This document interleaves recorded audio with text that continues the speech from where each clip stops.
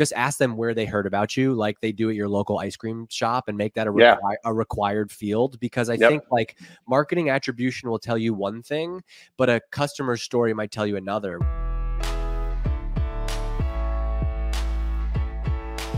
So I'm gonna start this off with a little story. The first time that, I don't know if it was the first time we met. It's the first time that I heard Dave speak. Oh boy! And it was at OpenView. Okay. OpenView Venture Capital firm in Boston, where I was working at the time. And Dave came out and spoke to this small group of marketers that had gotten together. And it was the first time I had heard the Drift pitch. And I don't even know if, I think Drift was, I think it had started, but it's the first time I'd heard the no forms. And, you know, you can go into detail if you want on that. But it was the first time I had experienced like a master class in what I would say is branding, which is a component of branding, which is the category you were setting the story. So it's funny that we're now here and we've both had, you know, that was, how long ago was that? That was 2016, 2015, probably. Yeah. A while ago. Yeah. A lot has happened in between then. So we go back to Dave with no forms and we go back to Dave now. Like, has your definition of brand changed? And what is the definition? Has it shifted? Yeah, I think like when it's I like that you started with the story, because what was cool about that is that was actually like basically product marketing. And I think a lot of people hear that and they think of brand and they think of like the logo and the website, and that's an important piece of the brand. But like that, what you resonated with was just like ultimately like a great sales pitch for the company. And like, what is a great sales pitch? A great sales pitch is compelling.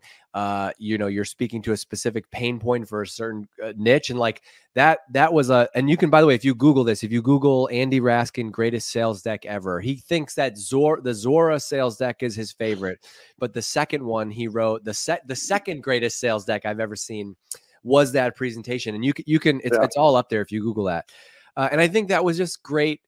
You know, I think that David and Elias, the founders, had just such a clear vision and an inspiring vision from a marketing standpoint, that, you know, that the brand was that story, and the way that we became a brand was by fulfilling that story. And so like, I think that one of the best things you can think about is like, story is strategy.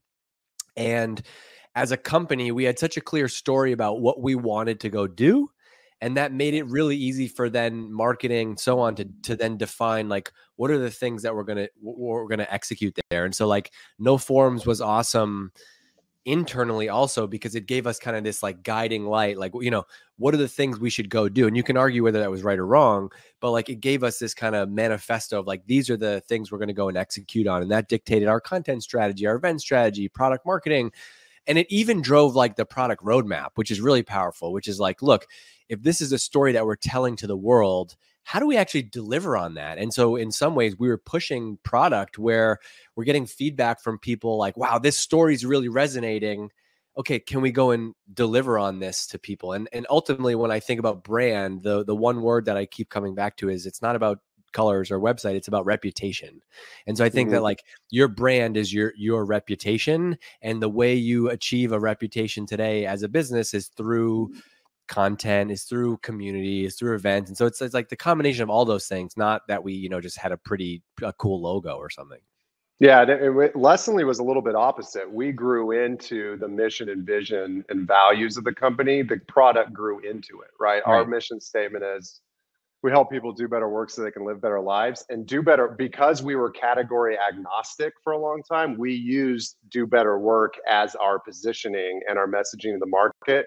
And it worked out for us because it provided a human element to the story that is sometimes hard to get if you're so product oriented, right? And that sometimes is the issue with some of the product marketing scopes, right? Well, so, and like the way you guys, you know, the way you all executed on the brand is not like, you had a great visual identity for the company, but you had other things from the llama to board games as direct mail to the way you did your events. Like those are all things that come from having that clear story. And so I think that's the most important piece. And there's nothing more. Well, I guess there's two things. There's story and pipeline is kind of what the marketing leader needs to own and what the CEO cares about. But I just think we still underinvest in story, and we treat it as secondary, like, oh, it's just words. We got to go do the important stuff and the engineering and the product work, and that is important, no doubt. But if you don't have a story, you don't have anything. Right, and that applies. We're going to talk software all day long. That's just Dave and I. That's what we're familiar with. I think it applies to anything, any business, anything you're trying to sell. If it's just about the product and you're not involved in the story, you're not trying to build it out, it's going to fail miserably. The one thing I wanted to ask about the drift story, how did you enable? So I'm a firm believer that if your employee base does not believe in the mission, vision, values, positioning, it's not going to work. It's because it needs to start from the top, then it goes to the employee base, and then it goes to customers, and then it goes to the market. Right. How did you do that at Drift when it came, not necessarily the no forms, but as no forms grew into what Drift became? How did you do that internally, other than you making videos like every freaking 10 minutes on LinkedIn? How did we like get people to believe in the story? Yeah. Well, your employees, because that's where it started, in my opinion. Yeah. From from the outside looking in. So we had this like amazing culture where I would say probably the company was like sub 100 employees. Yeah, probably 50 employees. And every Friday we would have company show and tell, where each team would kind of present what they were working on. And it became really cool because it wasn't just like slap up a slide and show people like 3 bullets of what you did that week. It was treated like this like fundamentally important moment. And I got more nervous speaking in public in front of 50 people at Drift than like hundreds of people at an event, because these are the people who will like be the hardest on you. And so it started by at show and tell, for the first time, we would deliver a story like that.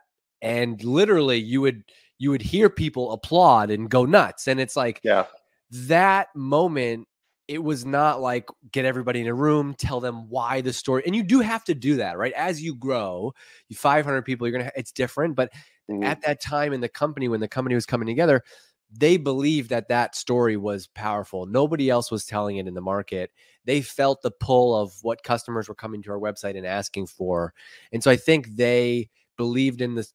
They did believe in the story. And so that's what made it easy. And so a lot of the things that you saw from early Drift were like one of the questions that I get a lot is like, from other marketing leaders, how did you get all the Drift team sharing so much on social? We try to do that. We've used this social sharing tool. I'm like, we asked people to do it. It's not like they just woke up and did on their own, but we didn't have to push people. They were so into the company and into the culture and bought into the mission that it was like asking somebody to just kind of like go breathe. And that's how it was executed that way. I think that it's worse when you're like, what I don't want is I don't want 100 employees linked into some social scheduling tool and everyone posting the same freaking PS we're hiring link. Like you want unique voices. And the only way to do that is to get people that are like truly passionate. And so I can't take credit for that, because that was a company thing. And I think the company vision and story was not just a marketing thing. It was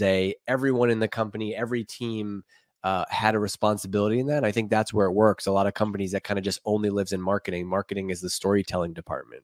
Yeah. Well, I would argue that it also has to come from the top down.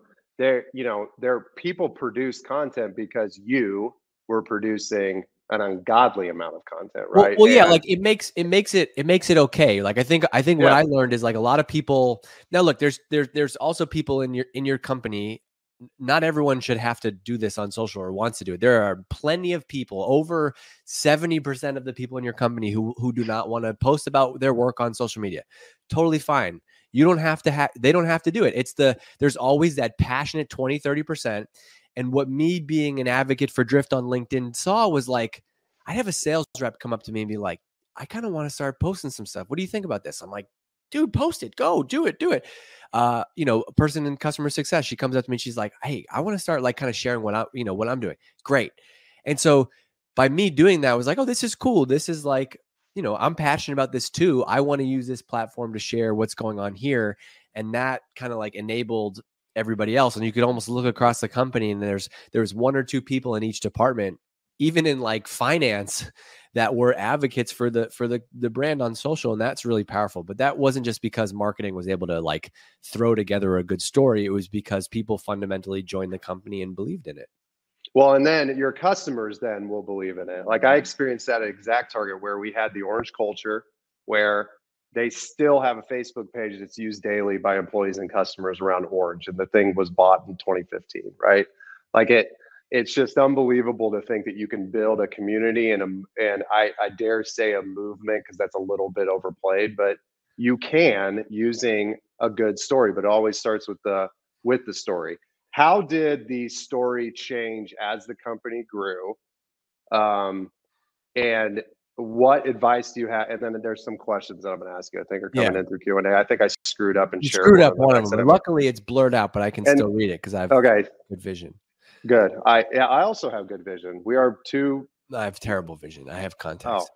Well, I have great vision, but that's okay. We don't need to talk about that. But just back to the drift, the storytelling thing. I think the other thing that's really powerful was the story that we told was the solution was our product, but the story that we told was a very like, you said the word movement, and you might not necessarily like that, but what it did was, it's just a perfect example of like what's powerful about putting out content in a niche. Because when we started talking about these things, other B2B marketers, whether they were going to buy Drift one day or not, were like raising their hands and saying like, yep, I believe in this story. I fundamentally believe in this story. And so like you need to tell the story in a way where you can get everyone to nod in agreement that this is a problem, right?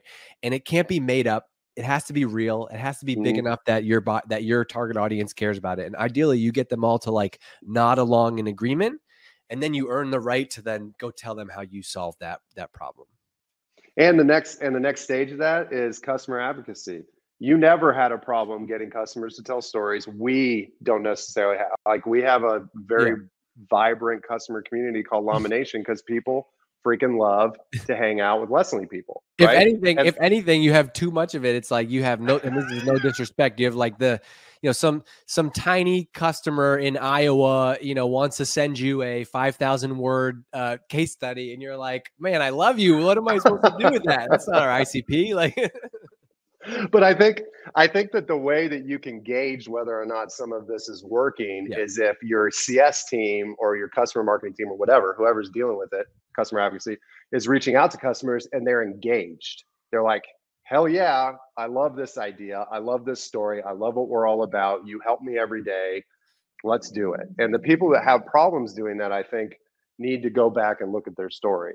So the evolution of it. So I think the evolution becomes, it depends on the state. It depends on the stage and the goals of the company, but I can talk specifically about like one thing that was really powerful was we used this story to create a wedge. And the very first like segment of customers that we went after was not actually all of marketing, even though you could make the case that Drift could be bought by any marketing.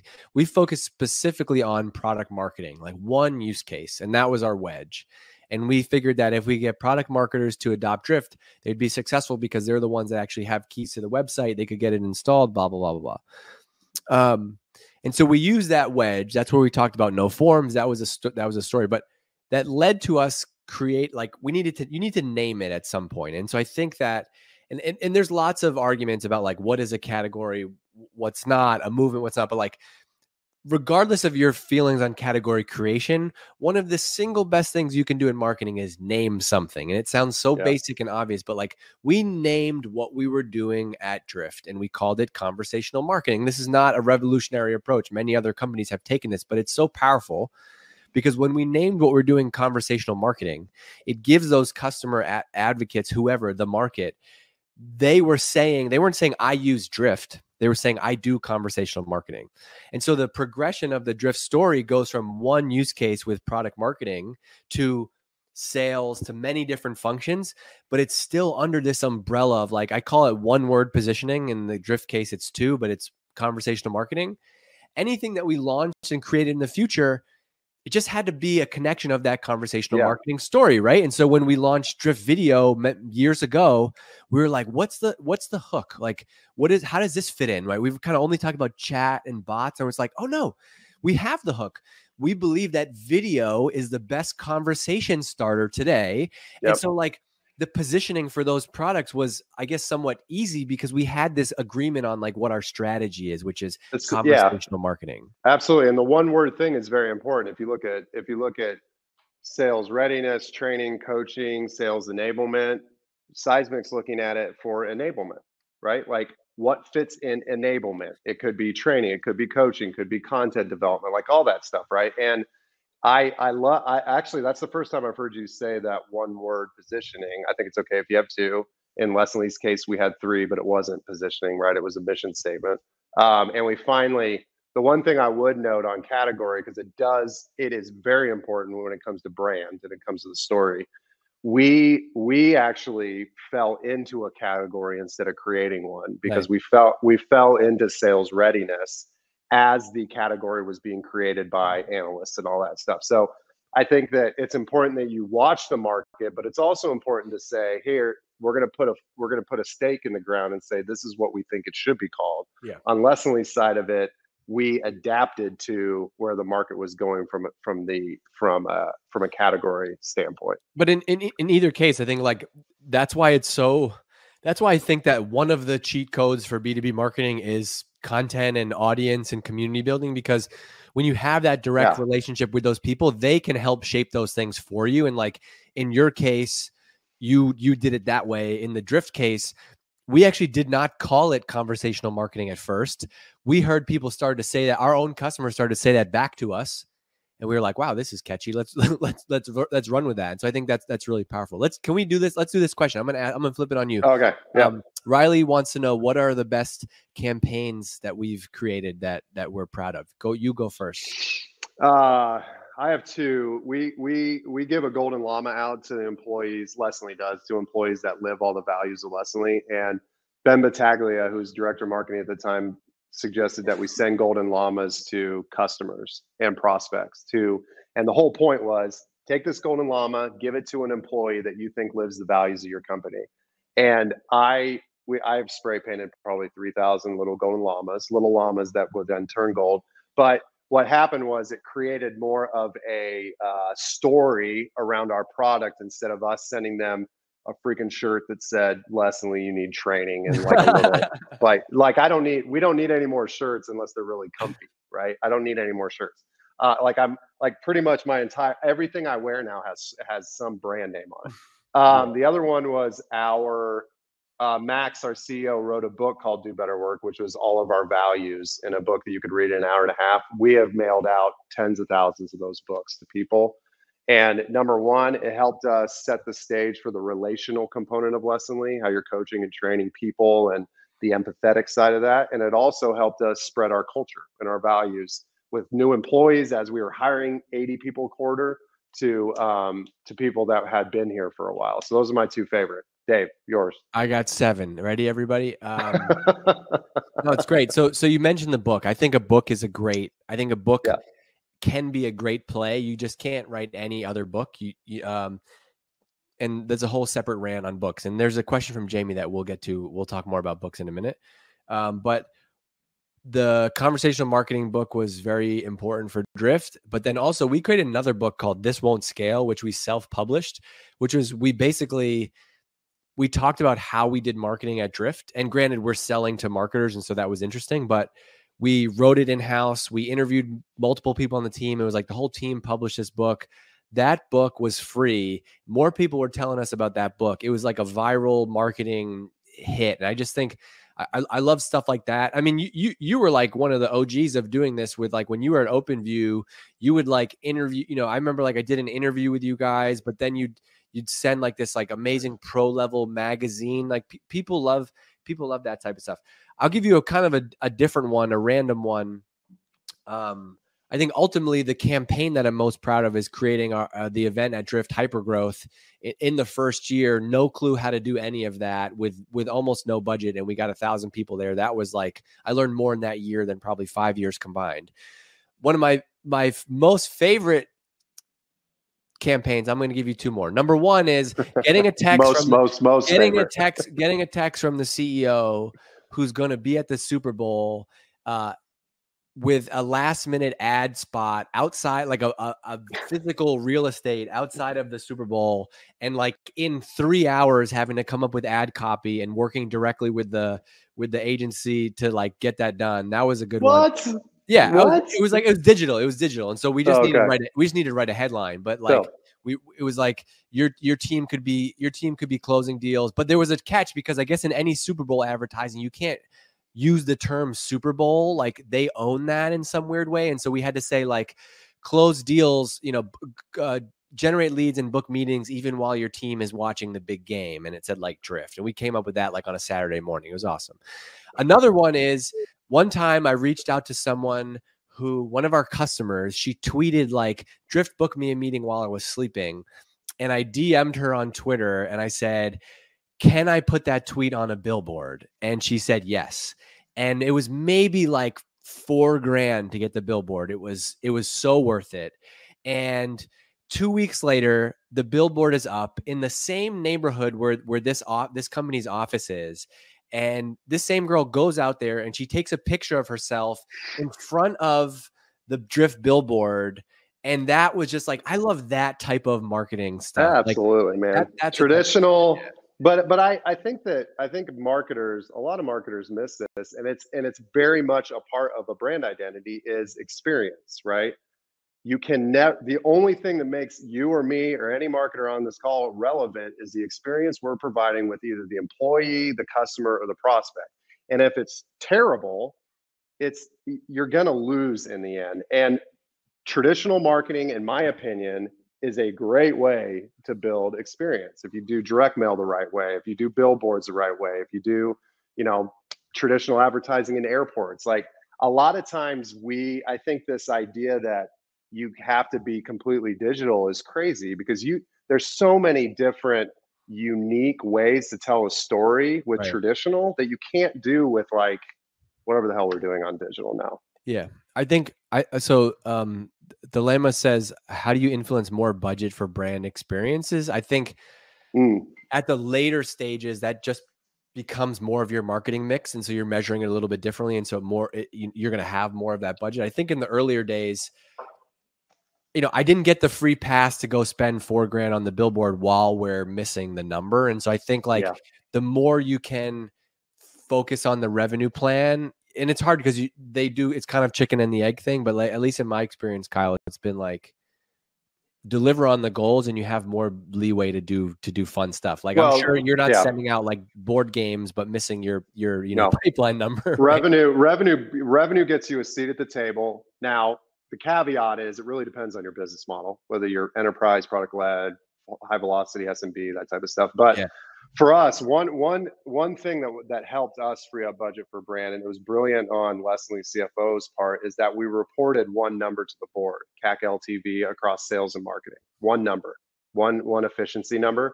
And it did not matter what we did underneath it as long as we hit revenue and we were efficient on that one number. So what I was able to do is say, out of the budget we have, let's take 30 to 40% of that spend and put it towards brand. So that allowed us to do blow events out of the water. It allowed us to do I mentioned the book, The Golden Llama, the board game, because it allowed my team to not worry about whether there's going to be an ROI. When your creative team is not worrying about ROI, they are way more creative and the experience is better. But for Leslie's standpoint, we had the ability to like flex a little bit there.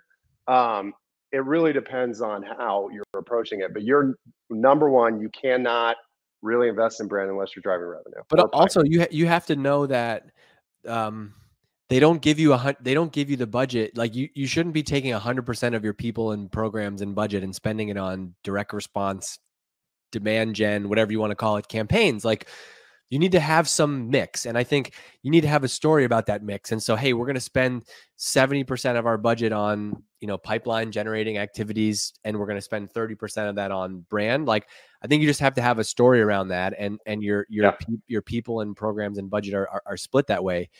First would be like, are we, you need to bake that in. Otherwise, you're just going to always be trying to like rob from the budget to do those things. Yep. And revenue first. Like you're not in business unless you're growing. Yeah. So it doesn't matter how many billboards you buy. Yeah. Now, like you said, the chicken and the egg thing, it does have to go hand in hand. But as a marketer, if you just go whole hog on brand and forget the revenue side, you're going to be a brand marketer. And I love brand marketers, but you're not going to get the budget you need to really do what you need to do.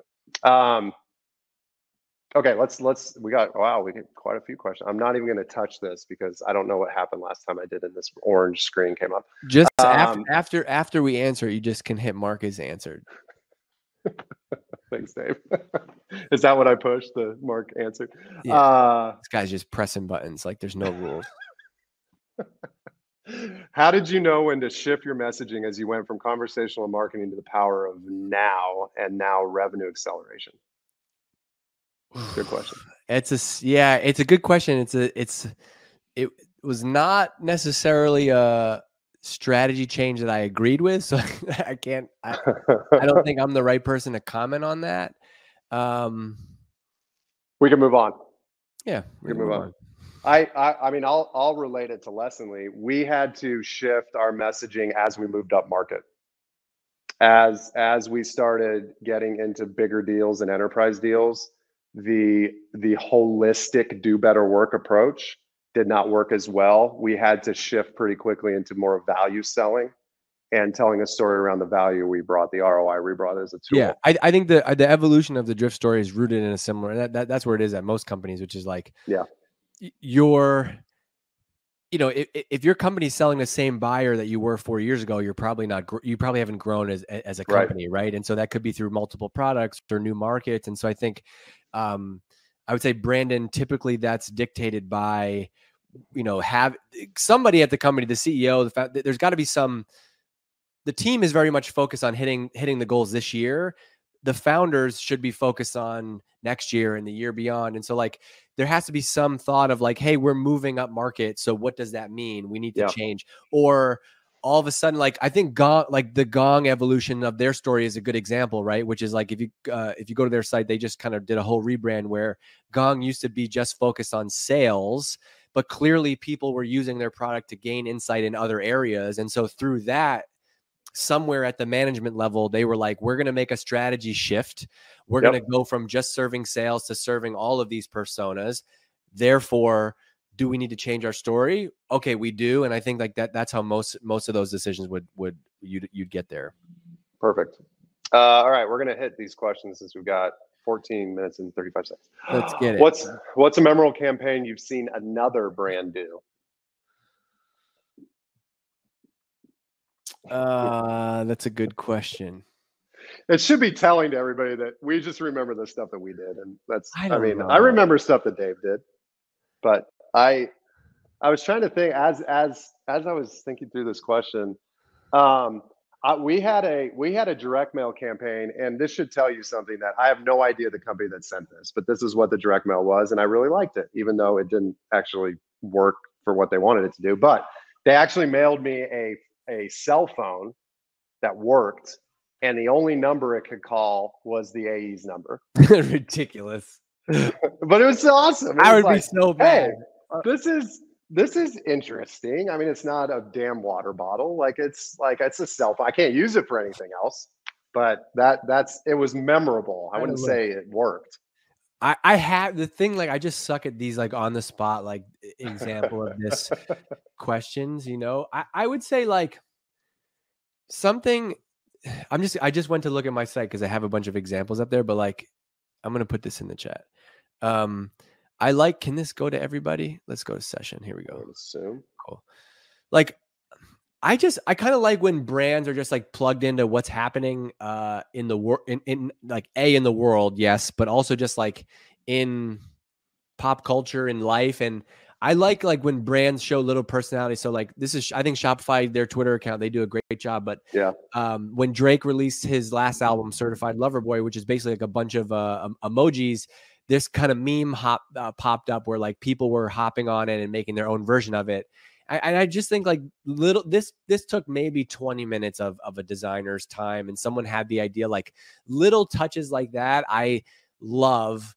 Not necessarily always like this big bang, like this is our brand campaign. Like little things like this are very hard to identify and hire for. But like when people get that, another example is like if you go to YouTube and you type in like Webflow ads, Webflow had did these kind of like sketch type of videos that were great. I love things like that, but I don't know. You put me on the spot. MailChimp. Well, MailChimp also had a cool docu-series that they did. I do like I don't know how applicable it is, honestly, as I watch them grow it, but I do like the idea that, you know, companies are media, like we're all media companies eventually, right?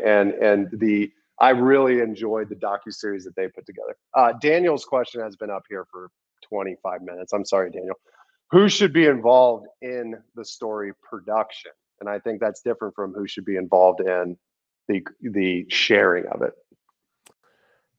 So Andy Raskin is someone in our world who does a lot of like strategic narrative storytelling stuff. And he talks about how he only works directly with the CEO. And I think that's a great benchmark. I think it's the marketing leader. If it's not the CEO and the marketing leader working on this together, I would be very concerned. Yeah.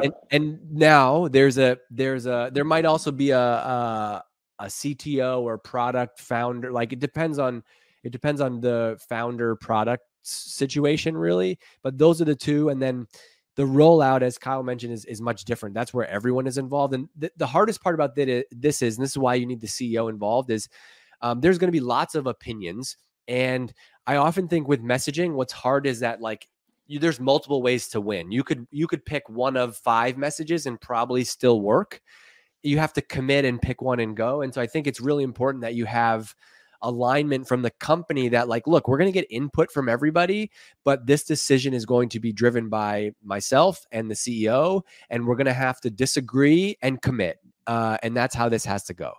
Yep. Yeah, that is very important. The other thing I would note is that you should include mid-level managers and individual contributors in the brainstorming process at some point, so that they feel bought in and they can help spread the word. True. It depends on the size of the company, right? No, good. If you're dealing with 1,500 people, it's a little bit different. Yeah, because like ultimately, and I make this mistake a lot as a manager, which is why I'm not one anymore, is, you know, it's one thing to like pass down a message and have the team execute it on it, but the real way to get them excited about it is to like actually have it be something that they were involved in. And so if this is, you know, another like early drift thing is like the feedback from the customer success team and from the sales team and from whoever we're like getting heavy weight in the story and in that evolution. And so people are like, they believe it because it's actually their words that now the company is spitting back out. Right. Well, and let's just put an underline on one thing you just said. It's actually their words.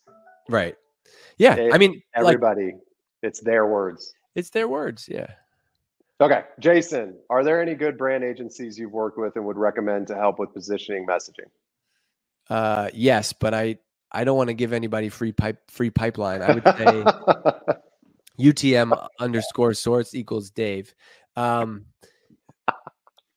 honestly, I would hit up Andy Raskin if you can. Yeah. But I think that this is such a valuable skill to learn how to do it on your own, not to give you the cop out, but like, I don't know if you went to April Dunford's session, but like you could pay 30 grand and have a consultant come in and do your positioning and messaging. But damn, if the $12.99 on April's book is not like, I've done it. Dan Murphy and I at Privy, we have that book earmarked, highlighted, ripped out. You can literally copy the playbook. And so I would say first, I would get something like Obviously Awesome from April Dunford or Story Brand from Donald Miller or whatever, and try to do the first swag of it on your own and see where that gets you, and then go look for somebody else to help you with it. So we at Lessonly, we did everything in-house, absolutely everything. As companies get bigger, I think it depends on whether or not you need to leverage a third party to help with either the positioning of with exec team, or helping you through a bunch of interviews and making sure you're collecting data appropriately. I I think that it's a production standpoint on whether you use an agency, Yeah. but really the creative process needs to be owned by the internal team. Jamie, hey Jamie, how much do you credit more physical representations of a brand for your successes, like a published book or a mascot? When would you recommend them as part of your strategy? How much do you credit more physical representations of a brand for your success? I put one person in chat for branding and positioning. Yeah. Praying for you, Ursula. I don't know. There's not like a certain moment when it says like do physical things, but I just think, like Kyle mentioned this earlier, so much of what we do is technology online. It's not physical. And I think people always react to physical products and experiences and whatever. And so like, I just think it's a smart strategy to build a deeper connection with people. And that you just have to choose what the form of that. Is it a book? Is it a in-person event? Is it a VIP cooking session with 20 of your top customers? I think I would just think about first, have an inkling for like, do we think getting people together, whether our customers or our industry, would there be something meaningful from that? Then let's go do it. What do you think? How do you answer that, Kyle? I'd answer it the same way. Okay. I wouldn't say that I would. I think the success comes from the what happens after you produce it. Like if we were to have done Do Better Work and nobody cared about it, it wouldn't. Who cares? Like we can name plenty of category books that nobody ever read, right? Like there's plenty of category creation books. So I think it's just dependent on whether it resonates. And that is where the brand success comes from. Can you create something that's meaningful enough that resonates with a group of people? And I don't care what it is. It could be a book, could be a also like llama. I think one good way to make decisions in marketing is like, I always will try to find like where there might be pockets that you could go and take advantage of that people are not. And so, for example, if no one in your industry has written a book, could you be able to get people's attention by like, because people don't like to hear this, but like marketing is a game of attention, right? You do have to try to earn people's attention. And I think creative ways like that. Or if somebody doesn't have a llama, go buy a llama. Or if you don't have a llama, send them a llama. Kyle, they actually once they sent physical actual llamas. There was a whole situation. We have a llama. Ollie Llama is a real llama in upstate New York. A real llama. Actually, Ollie Llama just had a kid. I don't know what a baby llama is. I would hope called, so. That would be a false brand promise if you had a fake llama. All right. What skills are you both invested in learning right now? Where do you go to learn them when you're not teaching them? So I just signed up for a book that's coming out soon. I don't know about you all, but what Dave, book did is you? that? I think Is you it might have a mine? book coming out, right? Oh, it's you. You're on my list. I haven't logged into ConvertKit in a couple of days. Let's go. Get on that list, baby. So what? Where are you learning? Sell you so hard in the next Small My Drip series. You're toast. I don't know. For me, I don't want to say I'm like tapped out with marketing, but I think what I've learned now is like I've really learned like I feel like I know the principles and fundamentals of like the psychology and kind of marketing timeless principles. So I study less marketing now. I'm really trying to work on myself. Like I'm really I'm reading like, Man's Search for Meaning and Walden, and like I'm trying to like Bill Bryson, push myself. Bill Bryson, Kyle and I have talked about Bill Bryson. So I'm really interested in like health and fitness and yoga and reading and like hippie type stuff right now. And I think just means you're getting older. No, but I am. But it's cool because I think it's forced me to see, you have to see the macro, like when you see the bigger picture, like you realize how many things can just be connected. And I think it gives me a different perspective. So I actually, my learning from marketing, I don't read a lot of books on marketing. I spend more time in communities like Pavilion, like Rev Genius, like Dave's community, on learning from my peers. That's how I learn, on at least for what we're talking about here. I spend more of my time out of work reading Bill Bryson history, reading just things that I enjoy learning about outside of what I do on a daily basis. So mine's more peer development than it is anything by the way, else. like, not that the world needs more marketing podcasts, but you can go and create a great one. One like secret hack that I haven't realized until now is like just having I've interviewed hundreds of people like Kyle, and like just by osmosis, you like suck that stuff in. I don't know. Yeah, And like, it's I don't great. know. And it's easy to do. Yeah. I mean, it's 100%. Yeah. Okay. We got 2 minutes. We're going to rock through these. Lisa, Dave, how has your responsibilities and focus changed from being CMO to now a CBO? Yeah, completely different. And this is like I don't have any team. I have no direct reports. I have no budget. I kind of work directly with the founders. I think we had to come up with a title for me, but ultimately this is like, I came back as someone who had a long history and early DNA with the company, and like am helping in a storytelling and, kind of strategic type positioning. And so I think the title is very misleading from the outside. And so I'm really like a one person resource helping the drift team right now. Awesome. All right, last question, and this is not gonna be answered in a minute and a half. But how do you measure brand marketing efforts, metrics or KPIs, or do you not measure brand marketing efforts? I mean, you do. It just depends on what you're. When you say brand marketing efforts, I would just try to isolate that even more. Is it like a set of 5 billboards? Then like go and look at organic traffic in that area. I think your website is still your store. And so I typically think that like organic and direct search are 2 very easy proxies for increase in brand that a lot of people just don't think about.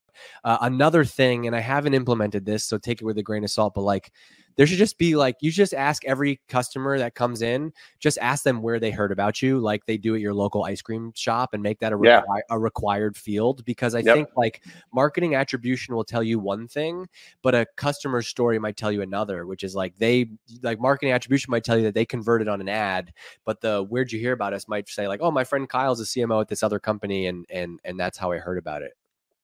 Absolutely. I mean, for us at Lessonly, we didn't measure it a whole lot, but because it was more about the experience. But you can also measure experience, so that's just a much longer answer to that question. But that is it